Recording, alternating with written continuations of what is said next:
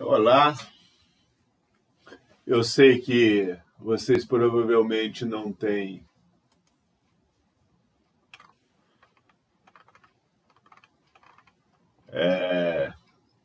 nada com isso, né? Mas volto a gravar um vídeo. Espero que agora eu consiga. Eu não sei editar. E daí tocou na porta. Eu parei pela segunda vez e agora eu retorno à gravação do início, back to the beginning. Talvez fique melhor ou pior, não sei. O bom é que eu percebi que eu estava falando muito e talvez eu vou resumir um pouco mais essa ideia de apresentação de projeto de redes óticas, né?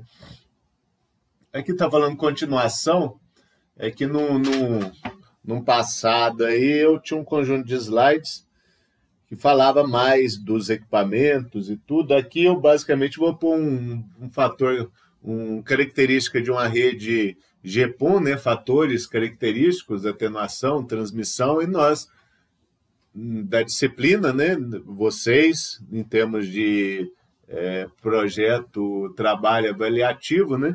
E eu explicando, faremos um projeto aí de redes óticas passivas, que é o acesso residencial, né? O Fiber to the Home, que, pelo menos aqui no interior do sul de Minas, nós estamos experimentando, né, o acesso ótico recentemente. Aqui em Poços de Caldas é coisa de... Eu sou cliente há pouco mais de 6 meses, mas o acesso ótico já estava aqui na rua de casa há uns 3 anos. Eu lembro que na época ainda era muito caro o modem ótico e eu preferi o acesso elétrico, né? Chega, no caso aqui de casa, praticamente na frente, né? No poste da frente, e de lá derivou um cabo Ethernet, STP, até nem... Não, acho que não é STP, não. É um cabo com proteção ultravioleta lá, né? Para exteriores. Um cabo Cat5 Ethernet. Mas, enfim, principalmente pela diminuição dos custos, né? Aqui no Brasil, as primeiras redes óticas para acesso residencial foi desenvolvida para a Alphaville, que era talvez uma das regiões com maior concentração de renda ali em São Paulo, né? E com isso justificaram os custos de implantação de uma rede ótica. Até então a TV era a cabo coaxial. E a Alphaville foi, no caso, a empresa, né, contratou o laboratório da Anatel para fazer os testes de certificação lá da fibra, para ver se realmente ela ia atender aos requisitos que eles demandavam, né, para transmitir imagens, né, alta definição, vários canais, e daí eles começaram a prover também conteúdo de acesso à internet. Não conteúdo de acesso, conteúdo eles já proviam, né, agora via ótica, e também o acesso à internet, né? Muitas vezes, legalmente falando, o usuário tem que contratar um provedor. Mas acaba que hoje em dia, né, você contrata o acesso lá e naturalmente eles já está subentendido para o acesso à internet. Antigamente a telefonia fixa não era autorizada a prover acesso à comunicação de dados, mas ela era o canal, né, o par trançado, a via com que nós, pequenos usuários, né, acessávamos a internet. Mas a rede de telefonia, a Telemig aqui em Minas, né, Telesp, Telerge, elas não eram autorizadas. E daí eu lembro que eu contratava lá o serviço do Brasil Online, BOL, outros, o UOL, mas enfim. Com esse aumento, né, principalmente de mais e mais pessoas acessando a internet, e com isso o aumento da demanda, né, por tráfego, maior geração de tráfego, esse aumento do tráfego, ele justificou melhorias, e essas melhorias principalmente foram em termos de redes óticas. Crescimento exponencial do volume de tráfego de dados no século XX, com o desenvolvimento da tecnologia, de multiplexagem por divisão de comprimento de onda, que é o WDM, né? Uma fibra que antes modulava uma portadora de luz, com multiplexagem por múltiplos comprimentos de onda, né? Cada comprimento de onda pode ser considerado uma portadora.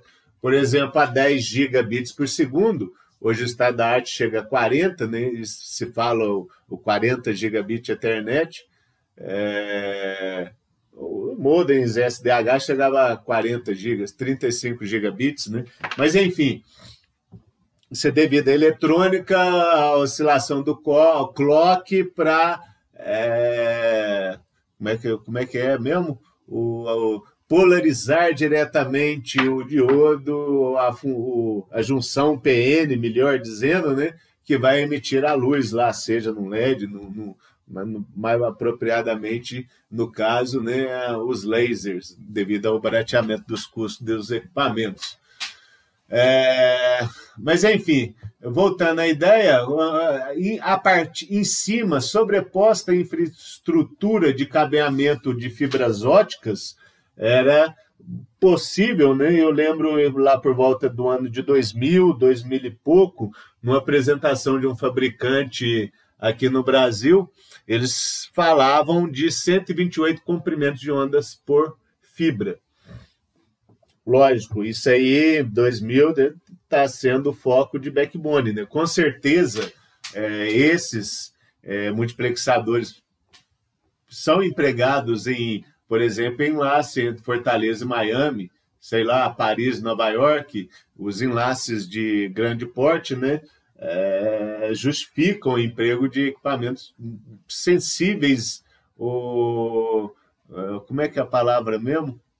Não é sensível, não, delicado, não, refinado o suficiente a ponto de multiplexar cada vez mais canais estreitos, né? Cada vez mais estreitos os canais.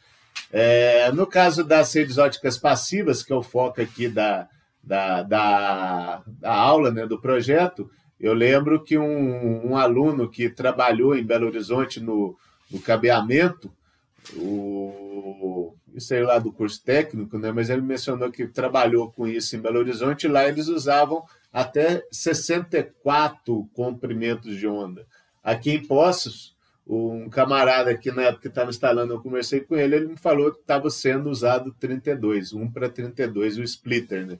E daí, mais para frente, a gente vai falar da questão da alocação, né, ou definição, ou amarrar de um usuário a um determinado comprimento de onda, né? Aí, por exemplo, aqui em Poços, uma fibra pode se ramificar até 32 residências. 32 modems, né? E cada modem discriminado por um comprimento de onda específico. Dentro do 128, seria algo 1, pula o 2, o 3, aí usa o 4, o 5, o 6 não usa o 7, pensando em canais sequenciais, né? 1, 2, 3 até 128, a não ocupação de certos canais. Por exemplo, se fosse aqui o canal 1, 2, 3, 4, 5, 6, usaria o 1, pularia o 2, o 3, aí uso o 4, pulo o 5, 6, uso o 7, 8, 9, uso o 10. A precisão dos... Isso aqui nós estamos falando de nanotecnologia, né, dos equipamentos óticos, ela pode ser menos refinada do que aqueles equipamentos que vão modular uma portadora em cada um dos canais, dos 128 canais lá disponíveis pelo fabricante. Aqui é uma ideia de arquitetura, né? Não é bem o nosso foco aqui, mas pensando na questão de modems, redes óticas, né? A ideia de você não precisa voltar o sinal para o domínio elétrico e depois óptico, como é feito na computação via Ethernet, né? Isso aqui aumenta muito a taxa de transmissão, o atraso, né? O desempenho dos equipamentos aumenta muito se a computação for feita somente na camada física. E em certos pontos aqui está falando, né? Rede núcleo, você pode derivar esse sinal óptico e prover acesso a uma determinada região. Eu lembro de um professor lá da Unicamp que ele comentava, o Leonardo Mendes, se não me falho, né? Pensando aqui, Campinas, Ribeirão Preto, São Paulo, as cidades principais do estado de São Paulo, né? Elas poderiam ser interligadas via um anel óptico.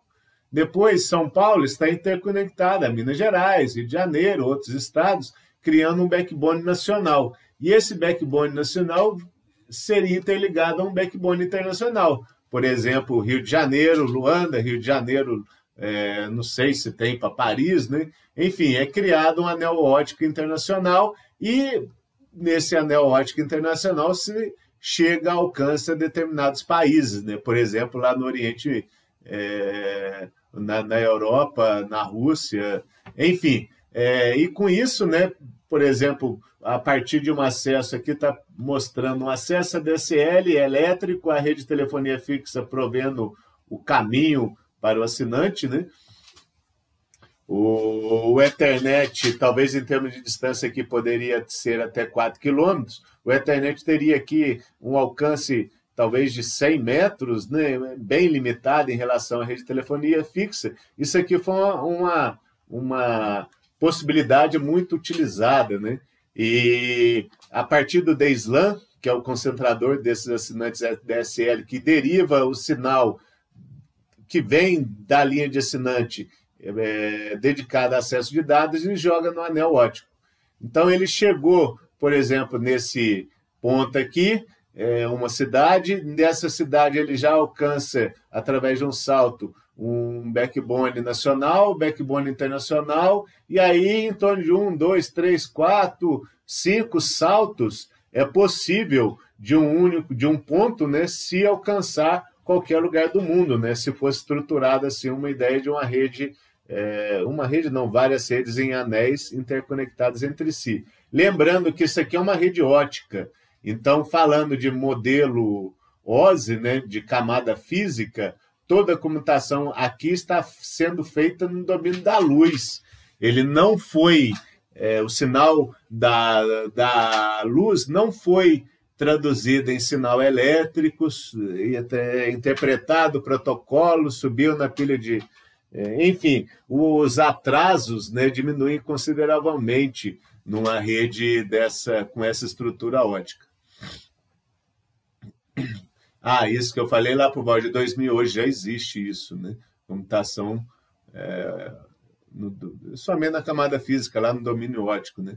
Aqui está mostrando formas, né? Esses anéis poderiam estar provendo acesso corporativo, e aí lá dentro da empresa, redes locais.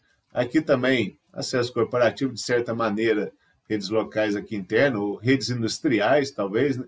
Se bem que as redes industriais normalmente são fechadas, né?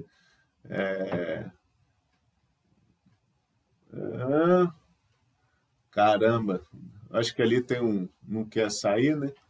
Eu não consigo chegar lá, mas enfim, e o foco nosso, na verdade, nós não vamos falar dessas topologias em anéis, porque acaba que aqui, em termos de projeto, é um enlace ponto a ponto.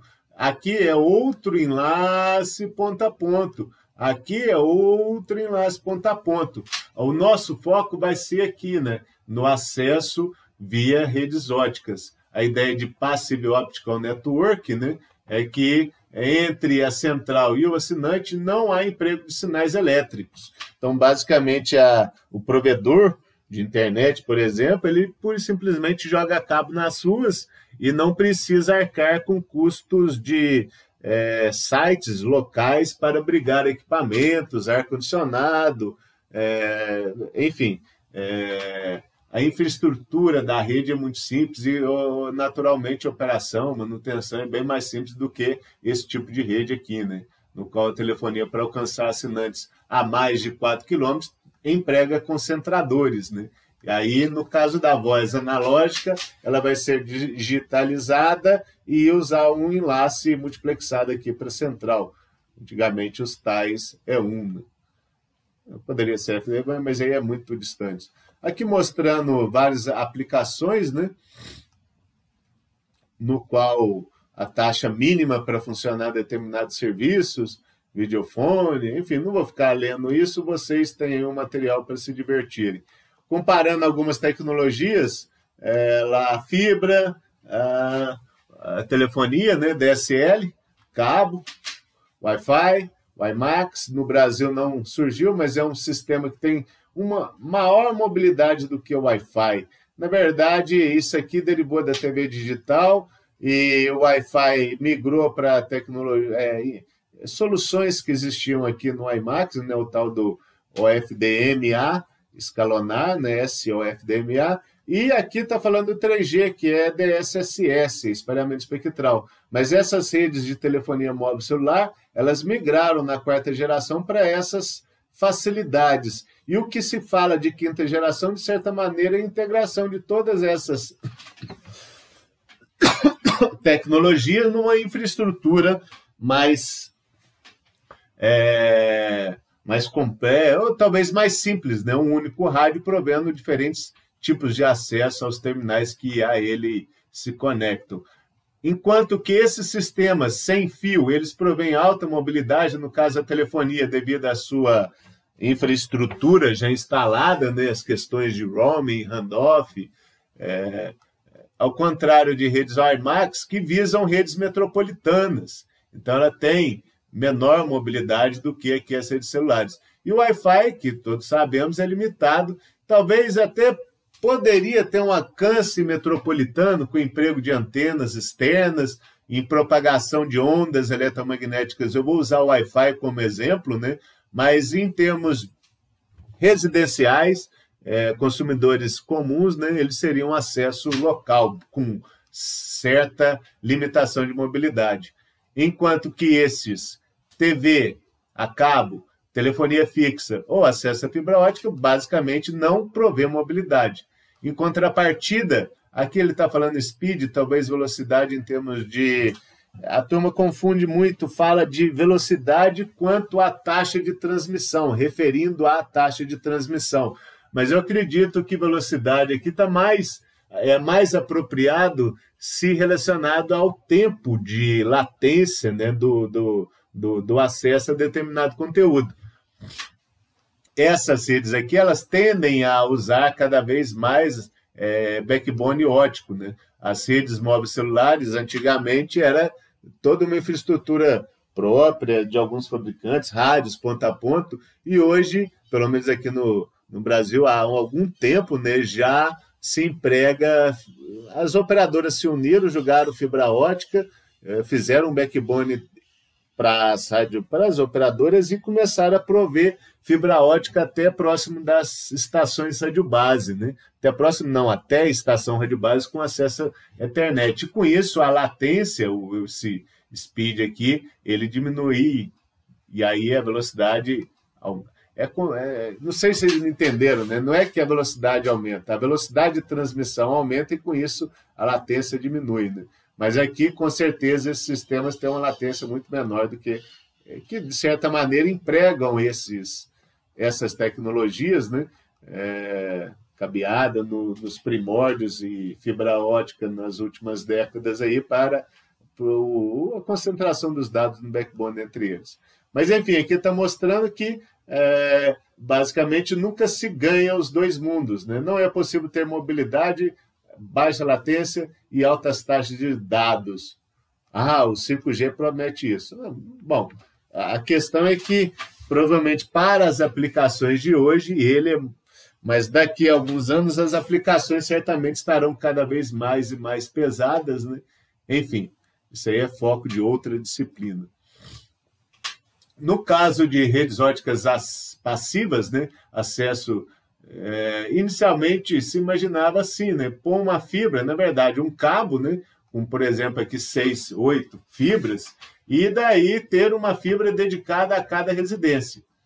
Porém, é difícil, né, a sustentação de vários cabos, fica feio nos postes, se for subterrâneo, o duto tem que ser maior, com diâmetro maior. Enfim, eles viram uma ideia no qual se chegava a fibra ótica até um determinado ponto e depois se provia por exemplo, acesso elétrico, né? Aqui está falando par metálico, que é o tipo de acesso que eu comentei lá, que eu tinha até bem pouco tempo atrás, né? Chegar a um ponto no poste e desse poste aqui, no caso, perto de casa, deriva em outras residências, né? Cabo Ethernet na rua. E a ideia de Fiber to the Home, né, é aquele no qual a fibra ótica sai, por exemplo, uma única fibra, ou sai um cabo com lá 8 fibras e chega num determinado ponto, né, de distribuição ótico, essas fibras são derivadas para bairros. E num determinado bairro, aquela fibra vai ter o sinal via splitter, né, splitada, a turma costuma dizer, né, dividido e dedicado para cada uma das residências. Aquela ideia do WDM, né, é uma forma de se identificar cada modem dessas residências aqui, é alocar cada um deles em um comprimento de onda. E aí é possível que esta única fibra provê tráfego para diferentes usuários. Aqui a ideia das redes óticas, né? Lá na central de conteúdo, aqui está falando, talvez, televisão, né? Via satélite, ele recebe e vai prover para o assinante via fibra ótica. Aqui, serviços de vídeo, dados, talvez até telefonia, talvez aqui esteja representando um servidor de radios, por exemplo, para autenticar o usuário. Enfim, lá na central tem um Optical Line Terminal que vai traduzir esses sinais elétricos de diversos conteúdos distintos, né, e modular na luz. Aqui a simbologia do cabo, né, o cabo ótico ele tem uma voltinha diferente do cabo elétrico, né? E aí, transmissão bidirecional é questão, isso eu vou falar mais para frente, né? Uma única fibra ótica e lá no meio do caminho tem o splitter e esse splitter divide, né? E tem o Optical Network Unit. Pode ser que essa unidade derive sinais elétricos ou, por exemplo, vai chegar a fibra ótica até a residência e dessa residência aí sim criar-se uma rede local lá, né? Bom, aqui é coisas de marketing, né? Uma única fibra pode ser compartilhada por vários usuários. É a ideia que eu estou pensando de projeto com vocês, no qual eu vou estimar um custo por quilômetro e qual seria o custo de implantação de uma fibra dedicada para cada usuário. E quanto fica o custo de implantação de uma rede com essas características, né? Sai uma fibra ou um cabo com várias fibras e divide para várias residências. Bom, eu não vou ficar falando aqui, né? Monomodo tem como interligar. Basicamente aquela ideia, né? Aqui são conceitos, né? Eles falavam, o que está falando ali? Fiber to the cabinet. Então tem uma cabine, né? Um armário ou algum lugar próximo na rua aí que recebe o sinal óptico e derivam sinais elétricos, né? Aí acima tem um Fiber to the corner, mais próximo um pouco, né? Aí depois tem um Fiber to the building, que chega lá dentro do edifício, no condomínio, vários apartamentos, e deriva sinais elétricos, né? Ou o Fiber to the home, que é o FTTH, né? A ideia do FTTX, Fiber to the alguma coisa, né? Inicialmente mandava com essa, e aí principalmente pelos modems terminais, né? Os custos. Eu lembro que se eu quisesse, há 3, 4 anos atrás, um modem ótico, eu pagaria em torno de R$1.000. O elétrico eu paguei 150. Então, esse tipo de solução, mercadologicamente, ela tende a ter uma aceitação maior a priori. À medida que o volume vai aumentando, os custos barateando, as empresas costumam... no caso, hoje, o meu acesso eu não paguei pelo modem, ele foi subsidiado pela provedor lá de internet, né? No caso, é bem maior do que a primeira. Antes era uma espelhinha, agora é uma empresa renomada aí, não vou fazer propaganda. Bom, aqui está falando, né? Basicamente, eu acho que falou tudo que eu falei aí. Network terminal. Terminal de rede, né?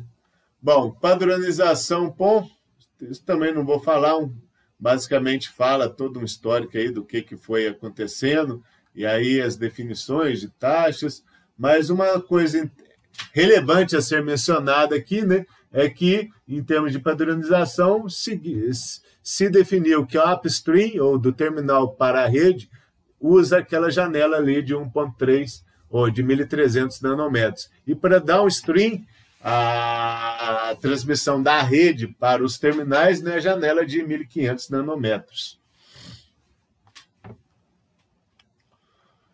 Aqui também fala mais de padronizações, né, resumo das recomendações, aí vai lá, Broadband Optical Access System, sistema de acesso óptico em banda larga, né, com Incremented Service Capability, Dynamic Bandwidth Assignment, né? Ou seja, aloca banda, talvez aquela questão. Isso pode ser visto do ponto de vista de provedor, uma aplicação lá, trocando sinalização e aumentando, ou do ponto de vista óptico, né, a alocação dos comprimentos, a amarração de mais de um comprimento de onda para um determinado modem. E com isso se aumenta a taxa, né? Mas, enfim, eu não vou abordar a padronização, outras características, igual aqui, né, fala de protocolos. No início se pensava lá diversos serviços, aérea, ATM, aqui as camadas OSI, a telefonia fixa, a multiplexar por divisão do tempo, voz sobre IP, dados, vídeos, multimídias, né, todas empregando, né, camada física ótica aí. Para adaptar essas aplicações, vamos dizer assim, né, existiam alguns protocolos aí, mas eu não vou abordar isso aqui com vocês, né? Fica apenas a menção de que nós estamos focando aqui na camada física, a propagação dos sinais, né? Na camada 1. Em termos de camada física, o que é relevante para nós, né, tem lá uma janela de 1.3, 1.300 nanômetros, que é o upstream, e tem uma janela lá de downstream, no qual se mandam vídeos e dados em canais distintos, né? Isso aqui foi definido lá pela fornecida, né, a imagem pela Furukawa, até eu vou abrir o site deles para apresentar alguns cabos, né? O conceito simétrico, ou seja, banda de upstream e downstream com a mesma taxa, ou assimétrico. Talvez essas taxas, né, aqui 1.2 gigabits por segundo, possam ter sido aumentadas. 2.5 GB, down e 1.5 up. Mas, enfim, aqui também está falando de protocolos. Aqui, downstream, não vou falar do protocolo, e quero chegar aqui à questão de alocação de recursos, de sinalização para a alocação dos recursos no upstream, né? O upstream não é tão simples quanto o downstream, mas são questões de camada 2, né? E aqui a questão do tráfego, talvez, ela fala de várias tecnologias, né? Generic, eu não lembro exatamente GPON Encapsulation Method, método de encapsulação. Enfim, isso aqui são coisas dos protocolos, mas aqui tem uma informação que eu havia falado, né? Lá na Central Optical Line Terminal, ele multiplexa os usuários, aquele simbolizando os canais por esses números, né? E, por exemplo, o canal 2, ele está ocupando uma largura de banda maior do que esses outros canais. E lá na rede ótica, o splitter, ele vai dividir o sinal, chega os sinais de todo mundo, né, a luz se propagando, e na ONU ela é configurada remotamente para, por exemplo, assinante 1, assinante 2, assinante 3, e o tráfego deles são direcionados naturalmente pela fibra, né? O upstream tem algumas, não é pura e simplesmente modular no comprimento de onda, né? Aqui falando também do WDM, né?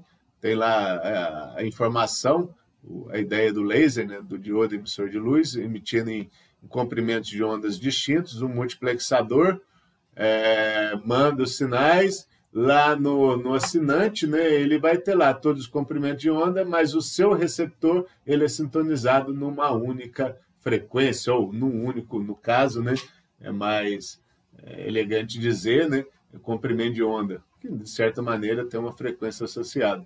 Mas o que é relevante aqui é que a transmissão vai numa janela, numa frequência, e a recepção, do ponto de vista do usuário, vai em outra frequência, né? O downstream 1.5 e o upstream 1.3 micrometros, ou 1.300 nanômetros. Aqui está falando, né, a janela de 1.3 micron para RX e 1.5 micrometros para TX. Aqui está falando do app, né? Aí tem a necessidade de sincronização lá, de tempo, são soluções, né? Eu esqueci de retirar esses slides aí da apresentação, mas fica como exemplo para vocês, né? Aqui está falando o dimensionamento, só para mostrar, isso aqui era um trabalho, eu particularmente não gosto dessa divisão direta, crua de tráfego, né?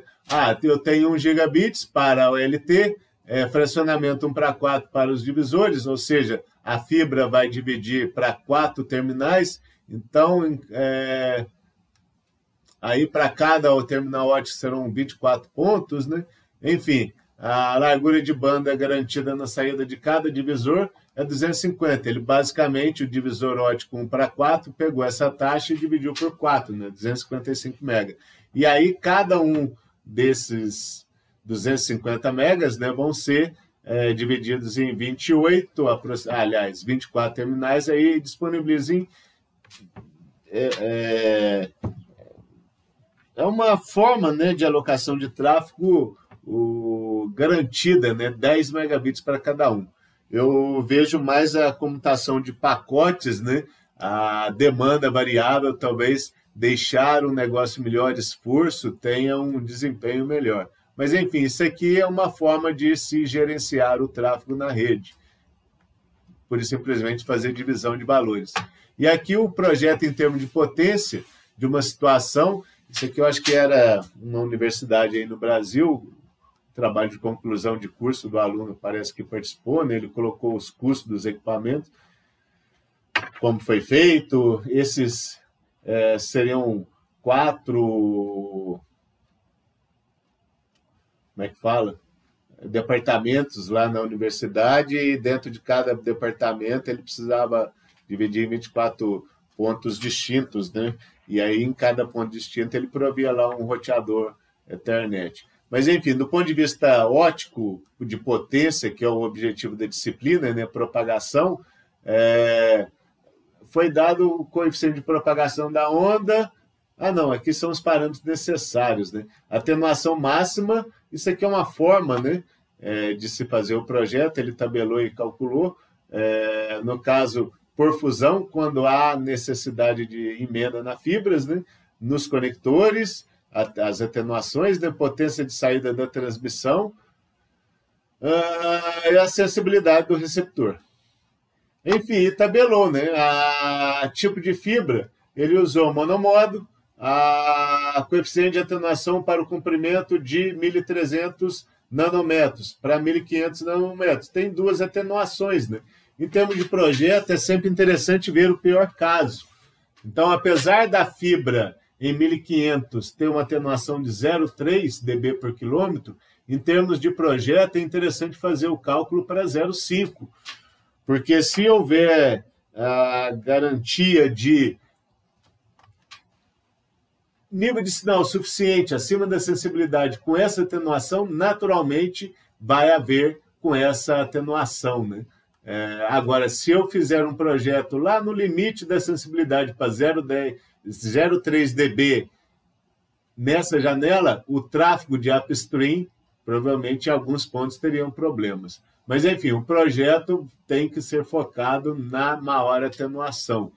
Coeficiente, tipo de fonte de laser, né, que ele falou, o DFB, tipo de detector, PIN, isso aqui são os transmissores e receptores, né, A atenuação máxima por divisor, aí tem vários tipos de divisores, né? 1 para 4, 1 para 8, 1 para 16, 1 para 32, e para cada um desses tipos tem essa atenuação característica. Eu vou fazer uma apresentação no quadro, eu acho que fica mais fácil falar um pouco sobre esses splitters, né? E vou fazer um projeto, a proposta do projeto para vocês. E a atenuação máxima no ponto da emenda, né? 0,1 dB. Eu já comentei, hoje em dia pode ser que se encontrem equipamentos com atenuação próximo de zero, né? Então, aqui outro dado, né? Para uma taxa de 10 a menos 12, a potência média de transmissão, menos 4 dBm, a sensibilidade a essa taxa, nessa janela, é de menos 26 dBm. Então, basicamente, né, eu não sei se ele apresenta aqui, né, nós temos aqui transmissão de menos 4, a sensibilidade de menos 26, uma janela de atenuação de 22 dBs. Porém, aqui eu não sei, margem de sensibilidade, lá o que está escrito, de desempenho do sistema, pois uma margem, na verdade, é o resultado, né? Uma margem de 2,65 dBs. Ele somou todos os ganhos e todas as atenuações e chegou à conclusão que a potência do sinal recebido, né, total de atenuação do sistema, 19,35 dBs. Perdas suportadas pelos equipamentos, são os 22, né, que eu comentei aqui, né, o 20, menos 26 mais 4, né, na verdade seriam menos 4 dBm, menos 26, 22 dBs de atenuação suportável, tendo o somatório das atenuações. Aí a situação dele lá, né, era 1,5 quilômetros, então ele tinha uma determinada atenuação característica para a situação proposta, né? O número de conectores, emenda profusão, enfim, eu vou fazer uma situação talvez menos amarrada igual essa para projeto para vocês no quadro dali a pouco, né? Numa próxima aula. Mas, enfim, com esses valores, como o somatório de atenuações, a atenuação admissível, se obtém a margem lá de 2,65 dBs. Aí, talvez como critério, né, no caso das fibras óticas, a interferência, a imunidade à interferência, né, permite que operem sistemas com margem na ordem de 2 dBs. Em sistemas eletromagnéticos, por exemplo, eu vou comentar lá, 17 dBs foi o início do sistema móvel celular. Comentar lá quando falar de... espero que eu não... achei que eu tinha não iniciado, né? Quando eu for falar de sistemas... propagação de ondas eletromagnéticas. Bom, no mais, muito obrigado e até a próximo encontro, né? Ou talvez eu mande uma aula antes.